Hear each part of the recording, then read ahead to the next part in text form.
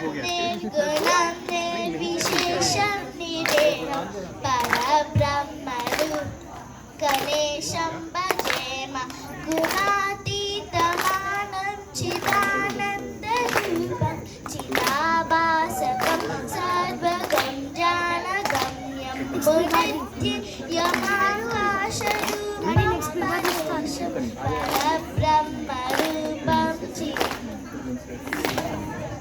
जगत्कारणं कारणज्ञानरूपं सुखादिं गुणेशं गणेशं जगद्व्यापिनं विश्ववन्द्यं सुरेशं परब्रह्मरूपं गणेशं भजेम.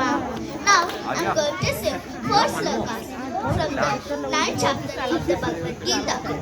Shri Bhagavanuvacha idam te guhyatamam pravakshami anusuyave jnanam vijnana sahitam yajñatva mokshaye subhat rajavidya rajaguhyam pavitram idamuttamam प्रत्यक्षावगमं धर्म्यं सुसुखं कर्तुमव्ययम् अश्रद्धधानपुरसा धर्मास्यास्य परन्तपा अप्राप्य मां निवर्तन्ते वृत्तिसंसारवर्त्मनि मया दत्तम् इदं सर्वं जगदव्यक्तमूर्तिना मत्स्थानि सर्वभूतानि न चाहं तेषु अवस्थितः.